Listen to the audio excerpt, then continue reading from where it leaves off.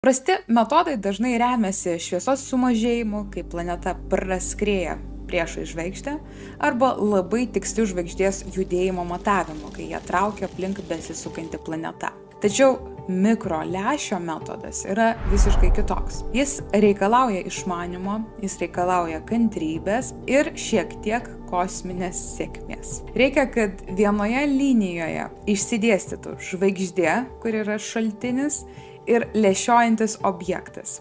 O tada atrasti tą vieną įdomų signalą tarp daugybės klaidinančių reiškinių, nes net 90% žvaigždžių šviesos pokyčių yra paprasčiausios pulsacijos, o ne mikrolęšis. Taigi, gravitacinis mikrolęšis, kas tai yra? Tai yra itin retas reiškinys. Dar 20-ojo amžiaus pradžioje jį numatė ne kas kitas, o pats Albertas Einšteinas.